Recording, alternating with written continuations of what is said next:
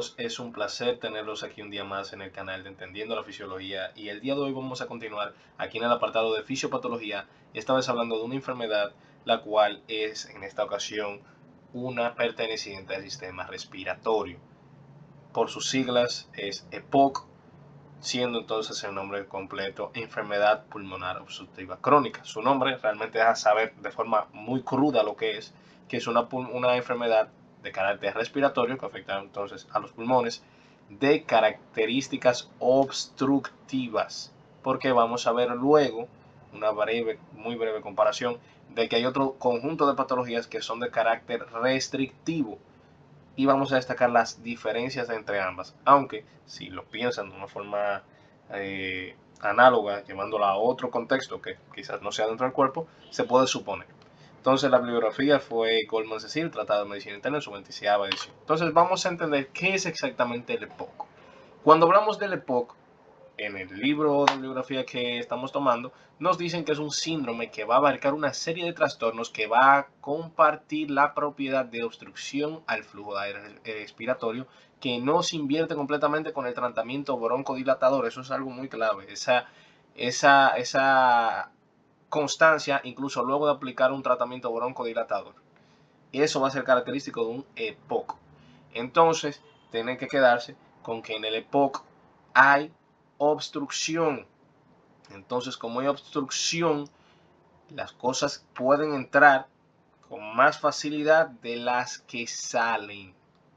Por eso hay una obstrucción al flujo de aire expiratorio, haciendo que haya un atrapamiento de aire. Entonces el paciente se encuentra insuflado. Esa insuflación, ese atrapamiento de aire, es lo que genera que en este caso, por ejemplo, se genere esa sensación de disnea que el paciente va a referir, debido a que el paciente está atrapando aire, y ese aire que queda atrapado impide que el paciente pueda llegar a completar pues una inspiración y expiración correcta. Es como que, por ejemplo, ustedes toman aire en una respiración normal, pero cuando expiren, boten menos del que tomaron. Y si lo hacen repetidas veces, cada vez expirando menos del que tomaron, va a llegar un punto que ustedes van a sentir que no pueden respirar. ¿Por qué? Porque los pulmones están llenos, porque están atrapando ese aire. Algo de forma análoga, pero de forma obviamente inducido, como para que entiendan la situación, es lo que ocurre en un paciente con EPOC. Entonces es importante saber que el mecanismo fisiopatológico del EPOC va a englobar dos grandes ramas. Vamos a tener una bronquitis crónica, que la bronquitis crónica entonces lo que va a llevar es al desarrollo posterior del enfisema pulmonar. ¿Por qué la bronquitis crónica va a hacer eso? Porque esa bronquitis crónica que pasa una inflamación de las vías aéreas, y en estas vías aéreas va a haber una sobreproducción excesiva de moco. Entonces vamos a tener esas secreciones mucopurulentas que entonces van a obstruir vías aéreas pequeñas, y eso genera múltiples signos que son característicos de EPOC, por ejemplo las sibilancias, debido a esas obstrucciones de vías aéreas pequeñas. Entonces, aparte de todo, dicha respuesta inflamatoria en el parénquima pulmonar lo que va a generar es entonces destrucción de los alveolos, fenómeno conocido como enfisema pulmonar. Y entonces esto se debe a que esos alveolos van a perder su flexibilidad y entonces van a colapsar, y por eso se genera ese enfisema y se genera un aumento un atrapamiento de aire, porque entonces no va a poder entrar, pero no va a permitir esa salida al mismo debido a esa pérdida en la elasticidad secundaria a la destrucción que generó la bronquitis crónica. Entonces vamos a conocer la parte epidemiológica de esto antes de adentrarnos de lleno a la parte fisiopatológica. Es importante saber que es una condición bastante frecuente. Se estima que hay una prevalencia mundial del 10 al 15%, y en adultos mayores de 40 años es los principales pacientes que lo desarrollan. Es la cuarta causa de muerte global, significando que más de 3.5 millones de muertes ocurren cada año debido a esta condición. Los países que tienen ingresos bajos y medios son los que tienen mayor recurrencia a que sus poblaciones desarrollen esta condición. Y en el caso está de que esos países el 90% de muertes se da en personas menores a 70 años. En Latinoamérica entonces la prevalencia va a variar entre lo que es un 7 a un 19%, dependiendo del país que se esté hablando y del método diagnóstico. Pero es importante saber que va a tenerse un subdiagnóstico de manera frecuente, que hasta en más del 70% de los casos no están diagnosticados con la patología propiamente dicha. Continuando con los diversos factores de riesgo para desarrollar la enfermedad pulmonar obstructiva crónica, de los principales riesgos que siempre lo menciono cuando hacemos un video de una patología del estilo que tiene que ver con la parte cardiovascular o respiratoria, el hábito tabáquico de forma activa. Esto es el responsable de más del 70% de los casos de países desarrollados que desarrollen EPOC.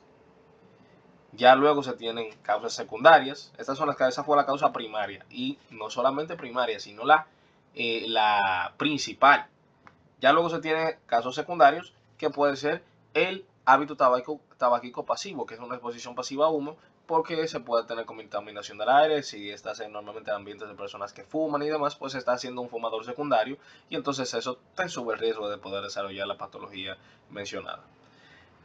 También un dato clave puede ser infecciones respiratorias repetitivas, y hace lógica, ya que ya se explicó que uno de los principales mecanismos que va a tener esta patología es esa presencia de una bronquitis en un inicio, que luego se vuelve entonces a dañar el parénquima pulmonar y por ende generar ese enfisema. Luego se puede tener factores que no tienen que ver con hábitos como tal, sino un factor más bien genético, que es el déficit de la alfa-1 antitripsina, que es raro, pero es de las principales causas de EPOC en jóvenes no fumadores y que no se exponen a ningún factor de riesgo relevante, dígase a los fumadores secundarios, por ejemplo. Entonces, ¿por qué el déficit de alfa-1 antitripsina? Aunque más adelante tengo una diapositiva que lo explica. Porque la alfa-1 antitripsina es una enzima la cual va a proteger la ruptura de diversas proteínas, en este caso la elastasa. ¿Por qué se debería degradar? Pues bueno, debido a la respuesta inmune que se está dando, y entonces esos neutrófilos y células en la inmunidad llevan esas enzimas catalíticas dentro de ellos, que hacen entonces que se rompan esas proteínas, pero la alfa-1 antitripsina regula el proceso para que entonces no haya ese daño colateral a lo propio, para mantener la integridad entonces de los alvéolos en este caso. También otros factores de riesgo, como una edad avanzada, haber nacido con bajo peso, vivir en pobreza o tener diversas comorbilidades cardiovasculares. Aquí se explicaba lo de la antitripsina, que como ya dije, su función es inhibir proteasas y especialmente la elastasa de neutrófilos. Va a inhibir la elastasa de neutrófilos. Disculpen, me dije que la elastasa era la proteína que iba a estar protegida. Perdón, la elastasa es la enzima que va a degradar. Es la proteasa propiamente dicha. Entonces la antitripsina va a inhibir esa proteasa, que se encuentran en neutrófilos que se liberan durante la inflamación pulmonar. Entonces eso inhibe el daño colateral que se generaría al alvéolo propiamente dicho.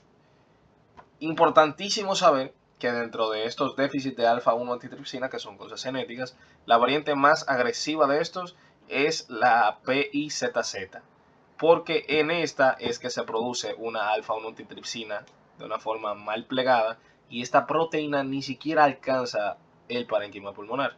Por ende, se está dando rienda suelta que la elastasa puede hacer lo que quiera con el parénquima. Y ahora venimos por la parte del atrapamiento aéreo. ¿Por qué hay un atrapamiento? ¿O qué genera el atrapamiento aéreo más bien? Que en pocas palabras sí se los expliqué. Pero dicho en términos concretos, el atrapamiento aéreo va a generar varias cosas. Y va a ser evidente por estas vías. Va a haber un aumento del volumen residual. Para que ustedes conozcan el volumen residual, aquí les traje esta imagen, donde se ven los volúmenes pulmonares, los volúmenes respiratorios. Se tiene el volumen corriente, que es el de las respiraciones normales, que es este que vemos aquí. Esta es una respiración normal.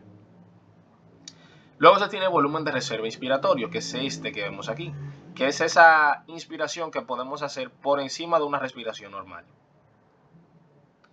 Luego se tiene la capacidad vital. La capacidad vital es la capacidad que incluye el volumen de reserva expiratorio, que es la cantidad extra de aire que podemos expirar luego de una inspiración normal, y también abarca el volumen corriente y el volumen de reserva inspiratorio. Esa es la capacidad vital. Y luego, aquí abajo, tenemos el volumen residual. El volumen residual es un volumen que no se puede tocar. Ese volumen no cambia, no puede ser expulsado, se mantiene ahí todo el tiempo. Y la CPT es la capacidad pulmonar total. ¿Qué quiero que se queden en esta parte? Que se queden con el volumen residual. Eso es lo esencial que quiero que se quede aquí. Porque el volumen residual, ya se mencionó, que es ese volumen de aire que no podemos movilizar. Y como es un volumen de aire que no podemos movilizar, ese volumen de aire entonces, si aumenta, indica que todo lo de aquí arriba está reduciéndose. Entonces, en un atrapamiento aéreo, el volumen residual aumenta, por ende, cuando inspiramos y expiramos, estamos inspirando menos aire. Estamos inspirando menos aire. Y a la vez, si se está atrapando ese dicho aire, pues entonces cada vez expiramos menos, inspiramos menos, expiramos menos, inspiramos menos. Eso hace un aumento de la capacidad pulmonar total. Se disminuye el FV1, que el FV1 es el volumen expiratorio forzado en un segundo. Y entonces el paciente tiene esa sensación que les dije antes, si ustedes intentaban tomar aire y botar un poquito, tomar aire y botar un poquito. Va a llegar un punto que ustedes sienten que no pueden entrar más aire y se sienten que no pueden respirar. Eso es esa sensación de disnea que se da por ese atrapamiento aéreo. Entonces quise traerles esta analogía fisiopatológica que realmente me pareció muy curiosa, que es que vean el EPOC por un momento como si fuera este globo y esta llave. E imagínense que esa llave es la vía de salida del aire luego que expiramos. El aire entró normal. Pero si esa llave por X o Y razón está obstruida y la salida entonces se ve estrechada, va a ocurrir varias cosas.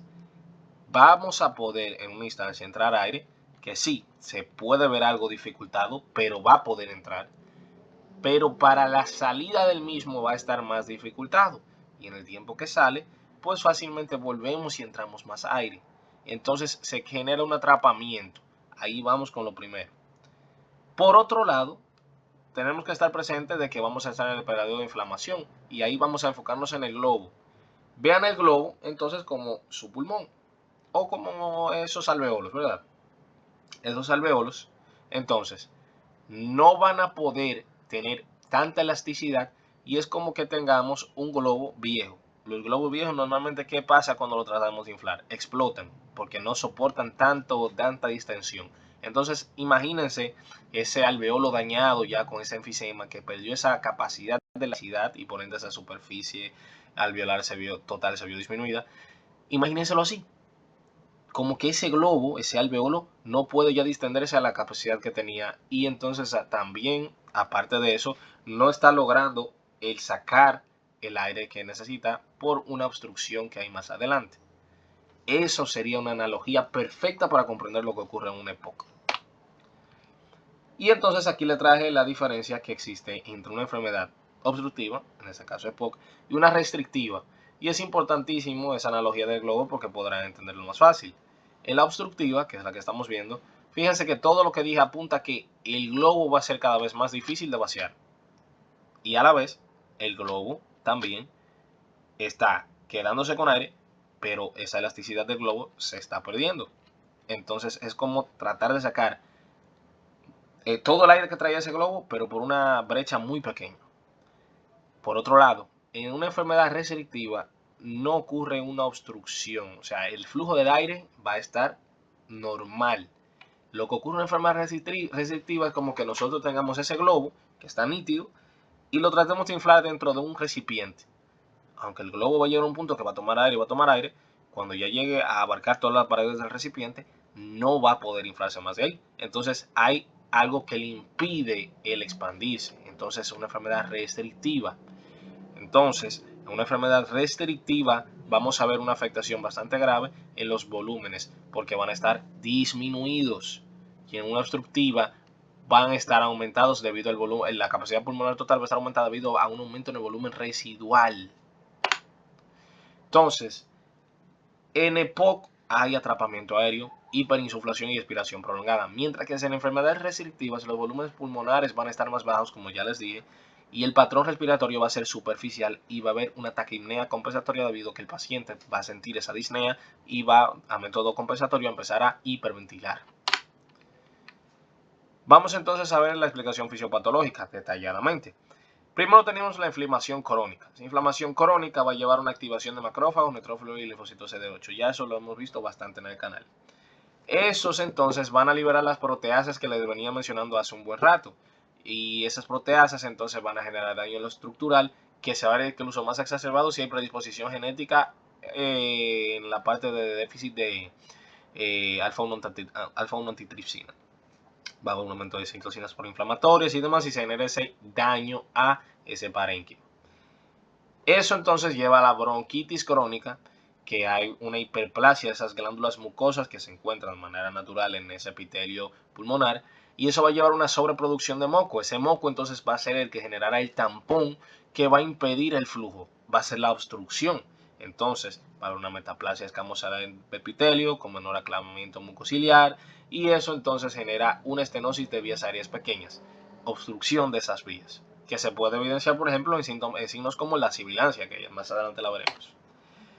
A raíz de todo esto y la destrucción, más bien, o sea, lo más específico, a raíz de la destrucción de las paredes alveolares, se va a llevar a cabo entonces el proceso de los enfisemas, porque esa destrucción va a permitir que haya menos superficie de intercambio gaseoso, pérdida de elasticidad pulmonar y por ende vamos a tener finalmente un atrapamiento aéreo. Eso aumentará el volumen residual que les vengo mencionando sobre él hace un rato, y vamos a perder la capacidad de difusión, porque vamos a estar atrapando y atrapando, pero no vamos a poder sacar ese aire de forma activa. Y finalmente, esto ya se genera a modo secundario de los previos dos pasos, vamos a tener alteraciones vasculares, porque estos procesos van a generar diversos episodios hipóxicos, y entonces eso puede generar una hipertensión pulmonar, un remodelado vascular y puede haber col pulmonale o fallo cardíaco derecho. Dentro de los signos y síntomas que podemos ver, vamos a tener esa disnea progresiva que va a ser evidente porque el paciente va a tener mayor trabajo respiratorio. Eso también se va a dar por el uso de músculos accesorios de la respiración. Menor elasticidad y atrapamiento aéreo. Vamos a ver una tos crónica debido a la irritación bronquial y la hipersecreción, por ende va a ser una tos productiva.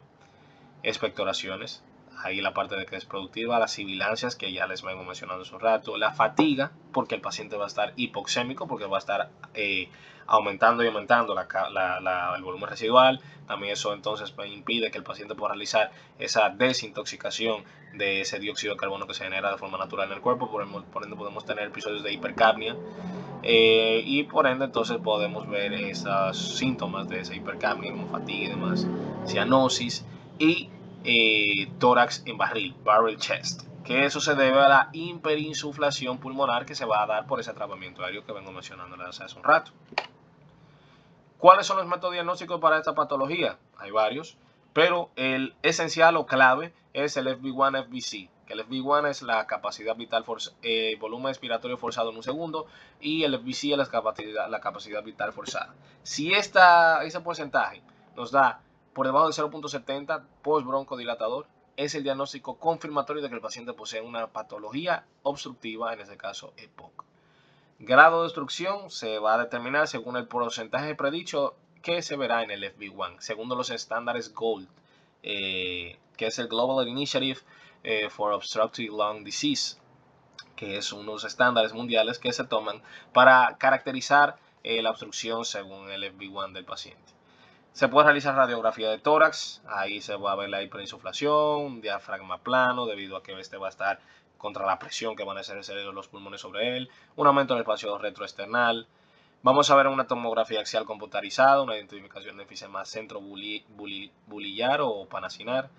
Podemos ver una gasometría arterial, que en casos avanzados puede tenerse esa hipoxemia o la hipercapnia que ya mencionaba.